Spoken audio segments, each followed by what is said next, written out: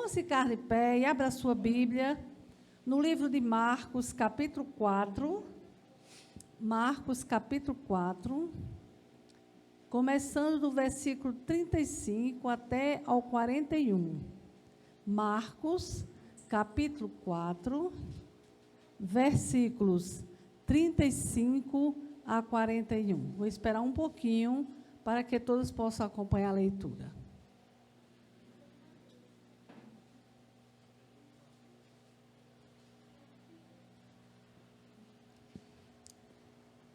Jesus acalma uma tempestade. Naquele dia, sendo já tarde, Jesus disse aos discípulos: vamos passar para outra margem. E eles, despedindo a multidão, o levaram assim como estava, no barco, e outros barcos o seguiam. Ora, levantou-se grande temporal de vento, e as ondas se arremessavam contra o barco, de modo que o mesmo já estava se enchendo de água. E Jesus estava na popa, dormindo sobre o travesseiro. Os discípulos o acordaram e lhe disseram: Mestre, o Senhor não se importa que pereçamos? E ele, despertando, repreendeu o vento e disse ao mar: acalme-se, fique quieto. O vento se aquietou e tudo ficou bem calmo. Então Jesus lhe perguntou: por que vocês são tão medrosos? Como é que ainda não têm fé? E eles, possuídos de grande temor, diziam uns aos outros: quem é este que até o vento e o mar lhe obedecem? Amém? Pai querido, nós queremos te louvar pela tua palavra.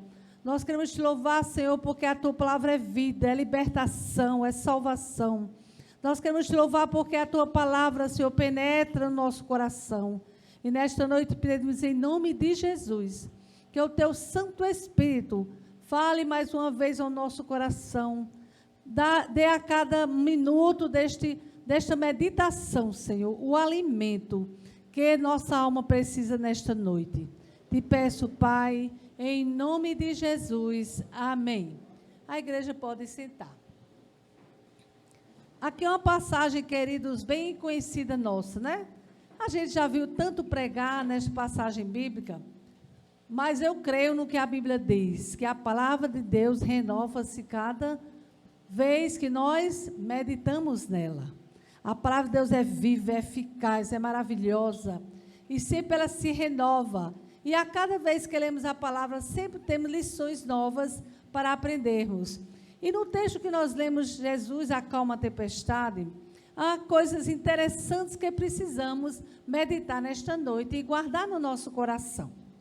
Nós vamos ver que nos versículos de 35 a 37, aprendemos 3 lições importantes. A primeira delas: as tempestades fazem parte da vida cristã.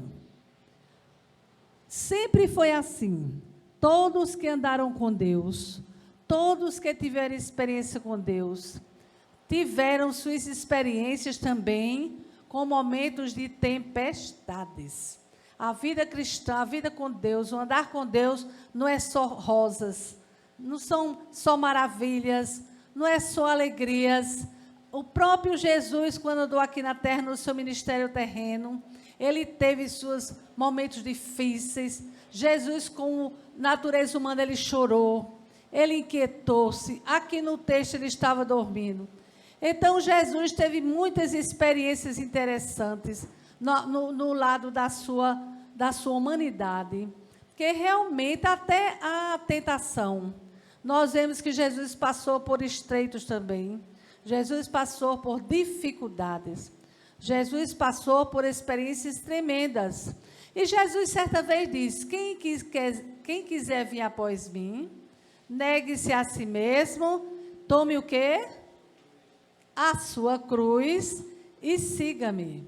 Hoje nós vemos em vários segmentos, em tantos tipos de teologias pregadas no mundo hoje, em todo o mundo, nós vemos que há tipos de teologias que realmente não há nenhum sofrimento. Parece que tudo é flores, parece que tudo é fácil, parece que é para ser tudo um mar calmo, sem nenhuma tempestade.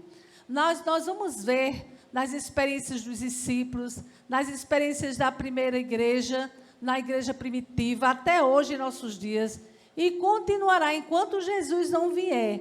A igreja, o cristão, levará a sua cruz e terá também suas tempestades, não é verdade? Suas tsunamis da vida, que muitas vezes não está programada, mas elas acontecem. Então, queridos, há 3 coisas interessantes a gente observar em relação às tempestades. Em primeiro lugar, é que as tempestades são indesejáveis. Ninguém ora a Deus, Senhor, eu quero ter uma tempestade bem grande. Olha, manda um tsunami bem grande para a minha vida, arrasando tudo, para eu ter uma experiência grandiosa. Ninguém faz isso. Eu, pelo menos, nunca fiz esse tipo de oração. Certo? As tempestades geralmente são indesejáveis. É uma coisa que vem para marcar nossa vida. É um tsunami, muitas vezes, na nossa vida, na nossa família, no nosso meio, às vezes no ambiente de trabalho ou no lar, que realmente vem marcar, vem trazer uma experiência profunda, muitas vezes dores no coração. Essa é que é a realidade. Então, as tempestades não são desejáveis, elas são indesejáveis, mas elas acontecem, não é verdade? Outra coisa sobre as tempestades, elas são imprevisíveis. Nunca estamos prontos para receber uma tempestade na vida, não é verdade? Elas são imprevisíveis. A gente não sabe quando elas acontecem. A gente não sabe na nossa vida cristã, no nosso dia a dia com Deus, principalmente nós cristãos, também não sabemos quando elas virão. Elas vêm como as tsunamis do mundo, elas vêm assim de repente. E realmente são imprevisíveis. Nem sabemos o que elas trarão para nós, nem sabemos, não é, como acontecerá, mas elas são imprevisíveis. As tempestades também são inevitáveis. Quando Deus quer que a gente passe, irmãos, pelo deserto, a gente passa. Se eu quiser, eu vou passar. Se eu não quiser, eu vou passar. De alguma forma, nós passamos tempestades. Jesus estava ali no barco presente. Jesus, o mestre por excelência. Jesus Deus, Jesus o Todo-Poderoso. Ele estava com discípulos que tinham visto muitas maravilhas que Jesus teria feito e que é registrado na palavra. Mas eles, mesmo diante de Jesus, temeram na hora da tempestade. Eu não sei você, mas eu já passei tempestades na vida que eu tremi mesmo, tremi as bases, como a gente diz. Eu fiquei realmente chocada. Eu fiquei pedindo a Deus que me desse graça, sabedoria, me desse discernimento, para que eu pudesse ter vitória sobre aquela situação. Se eu fosse dar oportunidade aos nossos amados irmãos, cada um teria a sua própria experiência, não é verdade? Aconteceu coisa em sua vida, eu sei que você diz, pronto, e agora, Senhor, para onde eu vou? E agora, como resolver esta situação? E agora, Senhor, eu estou me sentindo sozinha, mesmo sabendo que Deus está conosco. Não é verdade, Senhor? Parece que eu estou sozinha. Senhor, Tu não estás ouvindo a minha oração. Então, queridos, as tempestades, elas são indesejáveis, são imprevisíveis e são inevitáveis. Os discípulos que estavam com Jesus no barco, eles sabiam a potencialidade, como Jesus operava nas horas difíceis de tempestades, mas mesmo assim eles tremeram diante daquele acontecimento. É tanto, Senhor, Tu não vais nos socorrer não, Senhor? Quantas vezes, queridos irmãos, vocês também, eu tenho passado por momentos que a gente diz, Senhor, nos socorre, tem misericórdia de nós, Senhor. Eu estou me sentindo como aqueles discípulos naquele barco. É como se Tu estivesses dormindo, Senhor. Socorre-me. Não é verdade, queridos, que acontece? Então, em primeiro lugar, as tempestades fazem parte da vida cristã. Quem anda com Jesus tem tempestades, tem alegrias, tem oásis, tem muito prazer em andar com Deus, mas também tem os momentos de dificuldades. Não é verdade, irmãos? Na nossa carreira cristã. Em segundo lugar, é impossível navegarmos na vida cristã sem passarmos por tempestades. A cada passo que nós damos com Jesus, a cada experiência que passamos diante de um problema, de uma dificuldade, seja qual ordem que for, nós vamos observar que elas fazem parte da nossa vida cristã. Isso há dois caminhos que devemos seguir. Ou aceitar com o coração aberto diante de Deus aquela tempestade e pedir a Deus a capacitação, discernimento, a sabedoria para vencermos, ou ficarmos revoltados, ficarmos entristecidos e ficarmos parados no meio da nossa vida, do nosso caminhar cristão. E isso não é bom, não é a vontade de Deus que aconteça assim. A palavra de Deus diz que bem-aventurado aquele que é aprovado quando é provado. Não é verdade? Bem-aventurado, felizes os que são aprovados. Louvado seja o nome do Senhor. Queridos, há 4 anos eu passei uma experiência muito interessante com o Senhor. Eu sempre tive muitos sinaizinhos. Eu sou a família que tem muito sinal. Muitos sinaizinhos vermelhos pelos braços, aqui no colo, nas costas.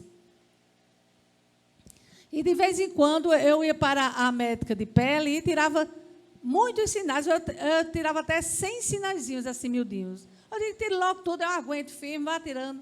E eu sei que de vez em quando eu tirava sinais. Tirei umas 3 vezes, bastante sinais. E eu fui certa vez fazer a consulta e ela tirou alguns sinais, até no meu rosto também ela tirou, aí disse assim, olhou minha coxa direita e disse, olha, tem esse sinalzinho aqui, marronzinho, olha, ela é uma médica muito experiente, há muitos anos, ela é uma médica que faz plásticas em Campina Grande, muito conceituada, cirurgia plástica, e ela disse, olha, eu vou tirar esses sinais pequenininhos, mas volte aqui para a gente olhar isso aí, que eu vou fazer uma biópsiazinha nesse sinal. Tá bom, eu venho, doutora. Olhei assim, não vi nada demais. E sabe quanto tempo eu passei, irmãos, para voltar à médica? Passei 4 anos. Não voltei mais para a médica. A mesma médica. Então, há 4 anos atrás, eu voltei para a médica. Aí ela examinou minhas pernas, meu colo, aí disse... E esse sinal que você não voltou? Ela olhou lá na papelada, né? Você não voltou para tirar esse sinal. Eu digo, mas a gente tira agora. Ela disse, eu vou tirar e vou fazer uma biópsia. Aí ela tirou a pelezinha do sinal, que ela não era um caroço, era só uma pelezinha marrom. Ela tirou a pelezinha, mandou para a biópsia. Isso foi na terça-feira. Na quinta-feira eu recebi o resultado. E, para minha surpresa, eu achei que não era nada demais, tinha escrito assim... Papiloma maligno. Eu lidei com câncer com a minha mãe, com meu pai, e nunca vi aquela expressão, papiloma maligno. Eu vi assim outros nomes de câncer, mas não aquela malignidade toda que eu vi naquele... Eu fiquei tão... Eu disse, que coisa estranha. Aí eu disse, chamei meu esposo, ela é só o que deu no meu exame. Deu um papiloma maligno, isso é um tipo de câncer, mas ainda tem escrito maligno. Eu vou pegar meu computador e vou ver o que é isso.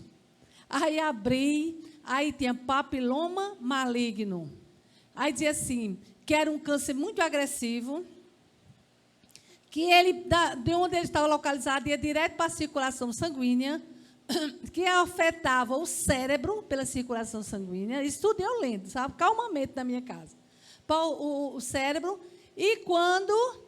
chegava no cérebro, era poucos meses de vida. Aí citava até uns exemplos dos artistas, de uma pessoa, inclusive do irmão de Collor de Mello, que foi presidente do Brasil. Pedro de Mello, que tinha morrido daquele câncer. Irmãos, eu sei que para a gente estar normal, qualquer um ficaria arrancando os cabelos, como a gente diz, não é não? Que coisa horrível, que câncer triste, meu Deus. Aí eu disse a meu marido, ele é nervoso com essas coisas, ele disse, meu Deus, por que tu fosse lá? Eu digo, mas eu tenho que enfrentar as coisas difíceis, isso é uma tempestade que eu tenho que enfrentar. Aí telefonei para a minha filha, que mora na França, disse a ela e disse a minha filha, que mora em Campina. Eu digo, olha, gente, eu estou avisando a vocês apenas para orar. Não vou chorar, não vou espernear, não vou se preocupar. Minha vida está nas mãos de Deus. E lá no Salmo 139 diz que todos os meus dias estão contados diante do Senhor. Então, se for a hora de dormir, ele vai me levar. Mas se não for, ele vai me curar.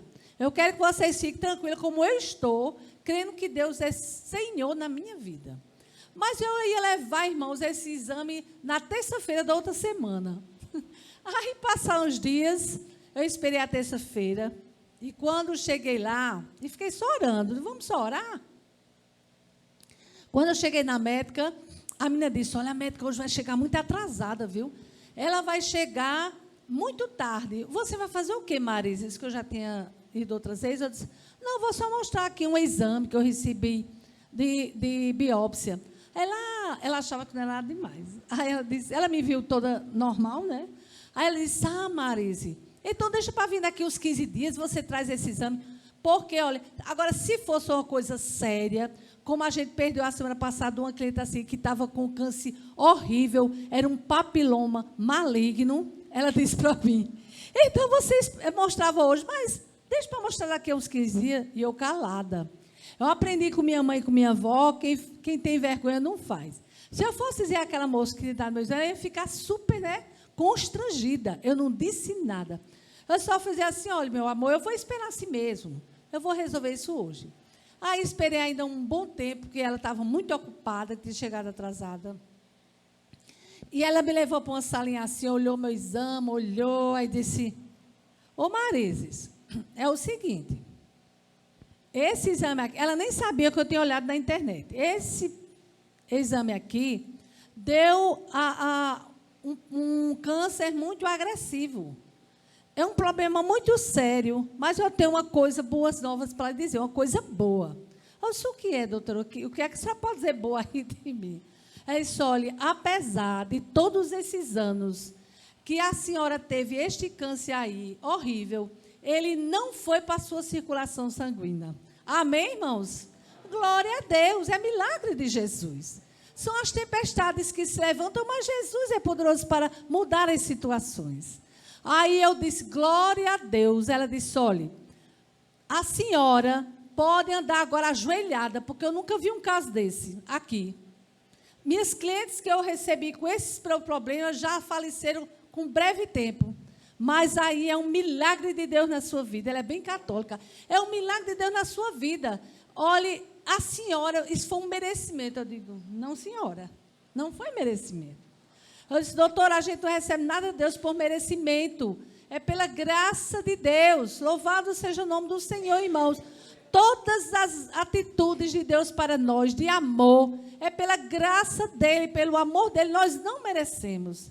Então, eu disse para aquela doutora, não é por merecimento. Se fosse por merecimento, doutora, eu já estava fulminada, tinha morrido. E então ela ficou tão admirada. Irmãos, foi uma tempestade que passou poucos dias na minha vida, mas que realmente coloque-se no meu lugar os dias em que eu fiquei para levar aquela biópsia e o que passou na minha mente. Mas quando vinha um pensamento assim negativo, eu disse, Senhor, minha vida está nas tuas mãos, eu sou tua, Senhor. Então, tu vais fazer o melhor para a tua serva. Irmãos, vai fazer 5 anos que eu tirei aquele sinalzinho. 5 anos. O que mais se pode viver depois de tirar um papiloma maligno são 6 meses, que muito vive. Mas 5 anos eu estou continuando servindo a Deus, pregando a palavra, ensinando a palavra e louvando a Ele e declarando que Deus está presente em todos os momentos de tempestade nas nossas vidas. Amém? Seja qual for a tempestade da sua vida, seja qual for o problema, meu querido irmão, minha querida irmã, não se entristeça. Não fique depressivo, não fique preocupado. Tenha fé em Deus, porque Deus acalma as tempestades na nossa vida. Amém? Pode ser o tsunami que for, que Ele acalma. Louvado seja o nome do Senhor. E Ele faz milagre na minha vida e na sua vida, de acordo com a sua vontade soberana. Então, queridos, é impossível navegarmos na vida cristã sem passarmos por tempestades. Perdemos entes queridos, né? Temos momentos que a gente fica doente, tem momentos que há problemas morais na família, há problemas financeiros na nossa vida ou na família. Mas, queridos, tudo o que acontece, a certeza que temos é que venceremos os obstáculos e Jesus não nos garante afastar todas as tempestades, mas Ele nos garante uma chegada certa. Amém? Nós temos que nos conscientizar que a vida cristã é passageira nesta terra. Hoje, viemos até conversando com o nosso querido irmão que nos acompanhou nesta noite, Solimar, que hoje o mundo é voltado, as pessoas muito para o dinheiro, não é verdade? Para o poder. Mas, queridos, tudo vai passar. Eu nunca vi um caixão de bolso para levar o dinheiro do povo. Eu nunca vi um paletó, vestir um paletó num morto de bolso para levar as riquezas. Nada disso, não é? A gente vai do jeito que chegou, sem nada. Tudo fica aqui. Então, queridos, mas para aquele que serve a Deus, para aquele que um dia teve uma experiência com Jesus, tem a certeza de quê? É peregrino aqui na terra, tudo vai passar, todas as tempestades, nós estamos peregrinando para uma vida maior e completa em Cristo, amém? Que é no céu. No céu não haverá choro, no céu não haverá problema, no céu não haverá problemas financeiros, no céu não haverá preocupação, no céu não haverá enfermidades, no céu não haverá contendas, o céu é perfeito, maravilhoso, e Jesus preparou para mim e para você, para todos aqueles que esperam nele e receber a salvação através de Jesus, amém? Então, seja qual for a tempestade, lembre-se sempre, Jesus está comigo no barco, e ele vai acalmar a tempestade, e isso é passageiro, porque a própria palavra de Deus diz, a vida da gente é uma neblina, tudo passa, nada é eterno, a eternidade vai ser com Jesus, que ele já tem preparado o lugar, amém? Então, os discípulos dizem assim, no versículo 38, mestre, tu não te importas que pereçamos? Aí a gente vê na humanidade de Jesus, ele estava cansado e por isso dormia. Ele era filho do homem e compartilhava da natureza humana. A gente sabe, inicialmente dizemos que Jesus chorou, Jesus se preocupou, né? Jesus sentiu a necessidade das pessoas, se entristecia com a tristeza daqueles que o acompanhavam, na sua natureza humana. Mas na sua divindade, ele estava absolutamente tranquilo e descansava na sua soberania divina. Amém? Irmãos, seja qual for a dificuldade que venhamos a passar, nos lembremos que Deus, ele é divino, ele é soberano, ele é onisciente, ele é onipotente, ele é onipresente e ele está vendo todas as coisas. Amém? Nunca diga estou sozinho. Nunca diga agora está tudo perdido. Nunca diga agora eu vou parar de ser crente. Não. Jesus continua vivo, Deus continua eterno, poderoso, maravilhoso, libertador. E ele prometeu o quê? Eis que eu estou convosco todos os dias até a consumação dos séculos. Em todos os dias, em todos os momentos, em todas as dificuldades, na hora de choro, de alegria, de tempestades, Deus está conosco. Amém, queridos? Dos versículos 39 a 41, nós vamos ver uma coisa interessante e importante. Manifestações do poder de Jesus e as consequências para os que a experimentam. Tempestades são oportunidades de Deus operar milagres. Não é verdade? Amém? Nas tempestades, Deus opera milagre. Eu já experimentei isso na minha vida. Então, Deus opera milagres. Deus faz maravilhas. Deus cura as enfermidades. Deus resolve os problemas financeiros. Deus coloca paz abundante em nosso coração. A palavra de Deus diz que Deus nos dá paz que excede todo o entendimento. Você já experimentou ver um crente passar um problema bem grande? Eu já vi muitas vezes. E ele está tão calmo que você fica, meu Deus, como é que fulano está passando uma dificuldade daquela? Está naquela calmaria, está naquele sossego, naquela paz. A paz de Deus excede todo o entendimento. Muitas vezes nós não entendemos, porque diante de algumas tempestades que você passa, você muitas vezes sente uma calmaria no seu coração. Você sente uma segurança que às vezes sua esposa, seu esposo, seu pai, sua mãe fica sem entender. Louvado seja o nome do Senhor, porque Deus dá paz, mesmo na tempestade. Aqueles dias que eu passei para esperar o que a doutora ia dizer, eu nem fiquei me descabelando. Eu ainda, na segunda era um feriado, a gente ainda foi para uma fazenda passar o dia, nos recreamos, nos comungamos, nos alegramos. Porque, meus irmãos, Deus, na hora da tempestade, dá uma segurança na gente, dá uma paz que só sabe quem tem comunhão com o Senhor.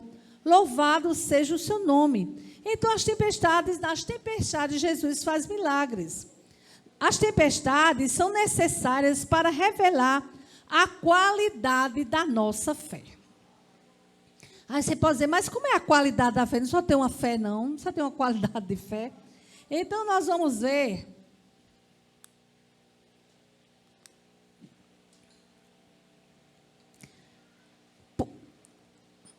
há 3 elementos interessantes para nós observarmos na nossa fé.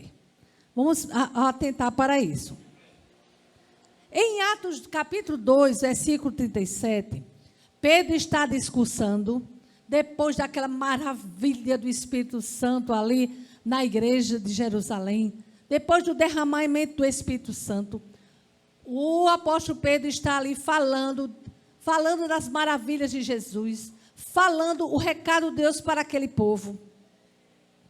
E quando ele estava falando, é interessante observarmos capítulo 2, 37, que o versículo diz assim: quando ouviram o que Pedro estava dizendo, quando ouviram isso, ficaram comovidos e perguntaram a Pedro e aos demais apóstolos: que faremos então diante do relato do apóstolo Pedro sobre o que Jesus tinha falado através dele, que o Espírito Santo tinha falado através daquela pregação de Pedro? Nós vamos ver na primeira parte desses Atos 2:37, quando diz assim, quando ouviram, nós vamos ver que o primeiro elemento da fé é o ouvir. Entendeu? É ouvir. Eles ouviram o que estava sendo dito. Ô, irmãos, como é importante a gente atentar para ouvir a palavra de Deus, não é verdade? Ouvir a palavra de Deus. Bem-aventurado aquele que ouve, crê e obedece na palavra de Deus.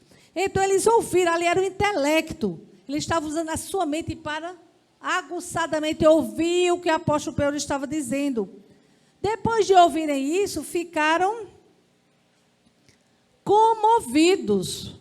Eles ficaram emocionados. Irmãos, é impossível você ouvir a voz de Deus, o Espírito Santo tocar no seu coração e você não se emocionar. Não é verdade? Vi logo aquela vontade do choro gostoso. Nós vamos logo nos quebrantando na presença do Senhor, mesmo que a gente esteja sozinho. Aí é que é bom, né? Que a gente pode chorar à vontade, conversar com Jesus, dizer tudo que quer através do Espírito Santo. Então, queridos, as emoções também são importantes, elas serem usadas. Olha, sabe o que é que mais afasta o ser humano de Deus? É a dureza de coração. É a dureza de coração. Quanto mais o coração fica duro para a palavra de Deus, mais se afasta de Deus. Quanto mais a gente procura ouvir com o nosso entendimento, nossa mente, a gente vai se emocionar, porque o Espírito Santo toca no nosso coração, nas nossas emoções. E o terceiro elemento é a vontade. Quando alguém ouve a palavra de Deus, é tocado pelo Espírito, se emociona com o recado de Deus, aí vem o desejo que os discípulos perguntaram a Pedro: que faremos, irmãos? Essa expressão do discípulo, que faremos, irmãos? Era o desejo, aquele coração tinha de quê? De se preparar, de obedecer, de conhecer mais os recados, a palavra do Senhor. Então, queridos, a fé real não é uma fé morta. A fé morta está só na mente. É uma confissão vazia, sem obras. Quantas pessoas dizem que têm fé, mas é uma fé morta? É uma fé num ídolo, é uma fé numa estátua, é uma fé no dinheiro, é a fé, né, na sua profissão. É uma fé morta. A fé viva é aquela que é canalizada para Deus. Amém? Sabendo que Deus é a fonte de todas as nossas bênçãos, de todas as nossas vitórias, toda graça de Deus, Ele pode derramar no meu coração, no seu coração, na sua vida, através da fé viva. A gente conhece bem aquela passagem que diz que quando Jesus for falar, separar suas ovelhas, muitos dirão o quê? Ah, Senhor, eu ressuscitei mortos. Ah, Senhor, eu dava a minha vida por ti para ser queimado. Eu fazia qualquer coisa. Tu viste como eu caminhei aqui na terra. E o texto da palavra de Deus diz que Jesus diz o quê? Apartai-vos de mim, eu não vos conheço. É duro, né, irmãos? A fé morta, a fé que não está canalizada em Deus, a fé para a salvação, a fé para a obediência, para a santificação. Não é verdade? A fé viva é a fé que nós podemos depositar em Deus. Amém? A fé viva. Então, queridos, as tempestades são importantes para o nosso crescimento espiritual. Há pessoas que têm o prazer de dizer, faz 40 anos que eu sou crente. Mas muitas vezes, 40 anos de crente, continua criança espiritualmente. Não evoluiu, não cresceu, não teve uma intimidade maior com Deus. É só ir para a igreja, vai e volta, vai e volta, vai e volta. Qualquer tempestadezinha, fica apavorado, esquece que Deus é Senhor, que é soberano, esquece que Ele não está só. Então, queridos, as tempestades são importantes para o nosso crescimento espiritual. Mas é uma questão também, às vezes o cristão é provado numa tempestade, e sabe o que é que acontece? Ao invés de crescer espiritualmente, ele atrofia espiritualmente. Ele se revolta, ele se chateia. Eu conversando um dia desse com uma irmã, ela falava sobre uma amiga nossa. Nossa amiga perdeu uma pessoa que ela admirava muito, era muito amiga dela e tudo, ela acompanhava o ministério daquela missionária. E Deus recolheu aquela missionária. Muito nova ainda, 53 anos, tinha muita coisa para fazer, era uma bênção nas mãos de Deus. E ela ficou revoltada com Deus. Mas ela ficou tão revoltada, ela dizia, eu não aceito que a missionária falando morreu, eu não aceito que Deus tinha colhido aquela irmã que dava tantos frutos. E ela precisa, a gente está conversando com ela, dizendo, não é assim. Deus sabe a hora de colher os seus frutos para a eternidade. Deus tem um propósito para cada cristão. Deus levou porque estava na hora, ela estava preparada. Deus convocou a sua serva para o descanso do Senhor. E um dia será a serva dele, ressuscitará entre os mortos. Louvado seja o nome do Senhor. Irmãos, a gente tem que ter essa coisa viva no nosso coração, que nós não vamos morrer eternamente, é apenas um sono. Porque quando Jesus vier buscar a igreja, todos que mortos ressuscitarão. Amém? O seu pai, sua mãe já faleceu, minha mãe, minha irmã já faleceu, meu pai. Todos, olha, o meu consolo, eu tenho uma alegria quando eu quero chorar, me entristecer, me lembrando deles, eu digo, Senhor, mas a tua promessa diz que um dia nos encontraremos e estaremos juntos na presença do Senhor. Amém? Glória a Deus, a gente não pode, querido, só estar voltado para as coisas terrenas. Temos que nos apossar e trazer a existência no nosso coração, através da fé viva, que a nossa vida aqui é passageira. Há uma eternidade de gozo, de alegria, de prazer na presença de Deus eterna. Louvado seja o nome do Senhor. A Bíblia diz que a nossa vida aqui é uma neblina. O que é uma neblina, irmãos? Vocês que às vezes alguns aqui talvez plantam e tudo. O que é uma neblina? A neblina, você sai fora, vai sair. Aí vê chovendo, diz, eita, está chovendo. Aí entra em casa, vai lá no quarto, pega a sombrinha, pega o casaco, aí volta. Quando chega na porta, oxe, a chuva, não está mais chovendo. Eu vou guardar a bolsa, vou guardar o casaco, vou guardar a sombrinha. Já passou, era uma neblina. Está vendo a nossa vida aqui no mundo como é? É uma neblina, queridos, que passa rapidamente. O que há de belo na vida do cristão é que ele deixa um legado. Ele vai para a eternidade, mas o legado fica. Amém? Tudo que você fizer para a glória de Deus aqui na sua humanidade, aqui na terra, vai ficar. Alguém vai lembrar. Alguém vai ser abençoado. Louvado seja o nome do Senhor. Por isso devemos, através das dificuldades, através das calamidades que muitas vezes nos assola. Estamos passando por momentos difíceis, não é verdade? Na nossa nação. Estamos passando por momentos difíceis, não é só no Brasil, é em todo o mundo. Mas, queridos, não vamos desanimar, nem vamos nos entristecer ao dizer, pronto, está tudo perdido. Quem disse que está? Deus falou isso? Não. Deus continua vivo. Deus continua reinando. Deus continua soberano. Deus continua, irmão, com o domínio de todas as coisas no mundo. Amém?